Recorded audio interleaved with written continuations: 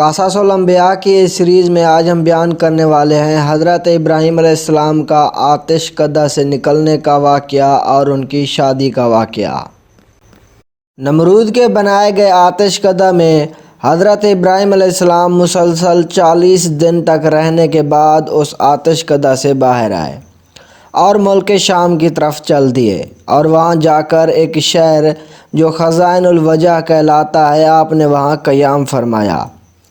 اس شہر میں پہنچنے کے بعد دیکھتے ہیں کہ ہزاروں آدمی نفیس لباس پہن کر ایک عظیم الشان میدان کی طرف چلے جا رہے ہیں۔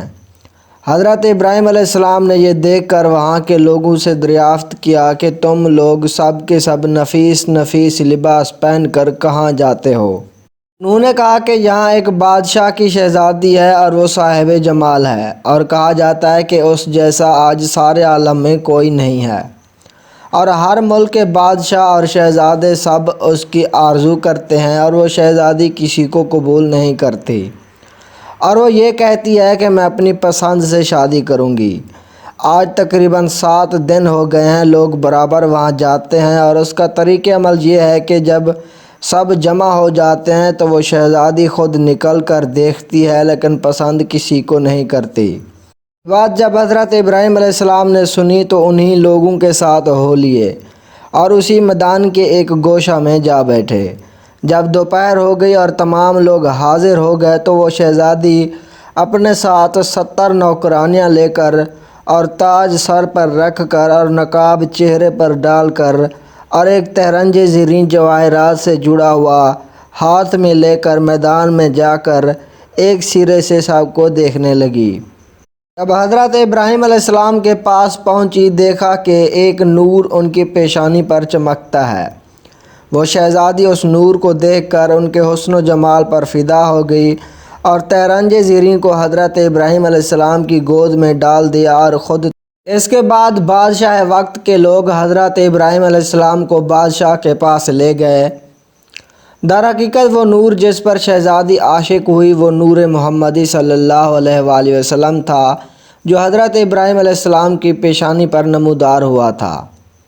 بادشاہ نے اسے دیکھ کر اپنی بیٹی کی طرف نگاہ کی اور کہا کہ اے بیٹی، نیک شوہر تو نے پایا، مگر مرد غریب ہے، کچھ فائدہ نہیں۔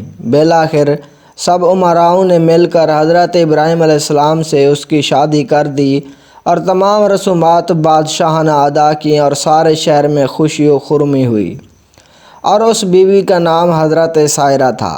اور شادی کے چند ماہ بعد حضرت ابراہیم علیہ السلام نے سفر کرنے کا ارادہ فرمایا تو سائرہ خاتون نے کہا کہ میں بھی آپ کے ساتھ چلوں گی اور بغیر آپ کے میری زندگی محال ہے، لہٰذا مجھ کو بھی اپنے ہمراہ لے چلیں۔ حضرت ابراہیم علیہ السلام نے فرمایا کہ تمہارا باپ اجازت نہیں دے گا۔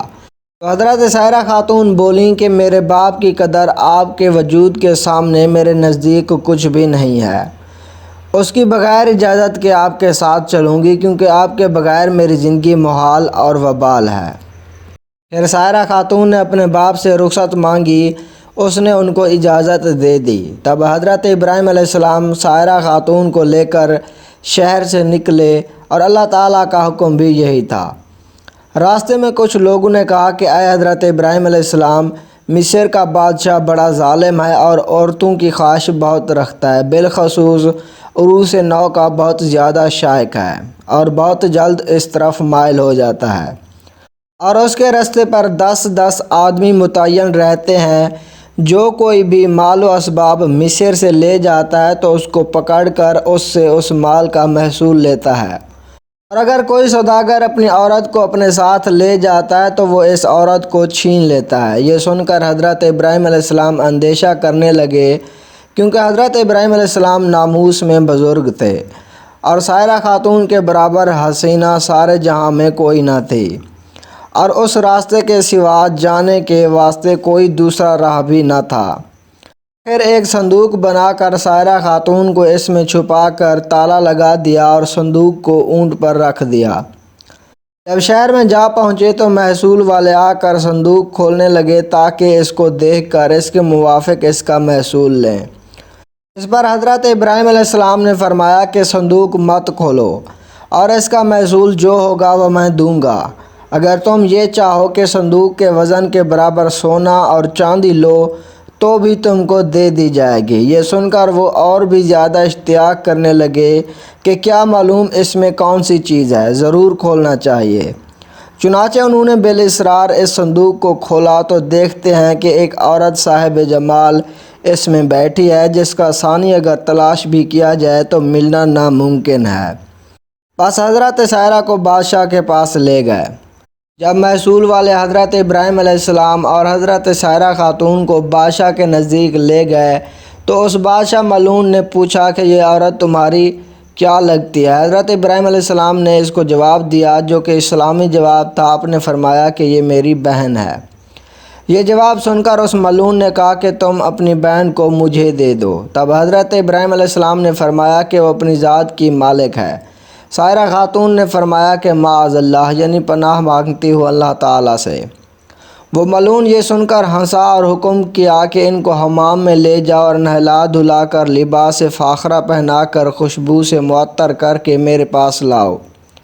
بحکم اس ملعون کے ایسا ہی کیا گیا۔ جب تمام اہتمام ہو چکا تھا تو اسی وقت اللہ تعالیٰ نے حضرت جبرائیل علیہ السلام کو بھیجا کہ پردہ حضرت ابراہیم علیہ السلام کی آنکھوں کے سامنے سے اٹھا دیں تاکہ حضرت ابراہیم علیہ السلام وہ تمام گفتگو جو بادشاہ ملعون حضرت سائرہ خاتون کے ساتھ کرے سن سکیں اور ان کے تمام حالات اپنی آنکھوں سے دیکھیں۔ جب جمال مبارک حضرت سائرہ خاتون کا اس ملعون نے دیکھا تو فوراً اس نے دست درازی کا قصد کیا۔ اسی وقت ہاتھ اس کا شل اور خشک ہو گیا۔ پھر اس نے چاہا کہ بے ادبی کرے، تب اللہ تعالیٰ کے حکم سے اپنے زانوں تک زمین میں دھس گیا۔ جب اس کا کوئی بس نہ چل سکا تو فوراً کہنے لگا کہ یہ عورت تو جادوگر ہے۔ حضرت سائرہ خاتون نے اس ملعون سے کہا کہ اے بدبخت، میں جادوگر نہیں ہوں، لیکن خاوند میرا خداوند قدوس کا دوست ہے جو سب کی نگہبانی کرنے والا ہے، اور میرا خاوند اللہ تعالیٰ کی بارگاہ میں دعا کرتا ہے تاکہ تو مجھے بے عزت نہ کر سکے۔ یہ سن کر اس نے توبہ کی، فی الفور ہاتھ اس کا درست ہو گیا اور زمین نے بھی اس کو چھوڑ دیا۔ پھر جب دوسری مرتبہ حضرت سائرہ خاتون کی طرف بد نگاہ سے دیکھا تو وہ اسی وقت اندھا ہو گیا۔ تب اس ملعون نے کہا کہ اے بی بی معصوم، میرے حال پر دعا کرو اور میں اس کام سے ہمیشہ کے لیے توبہ کرتا ہوں۔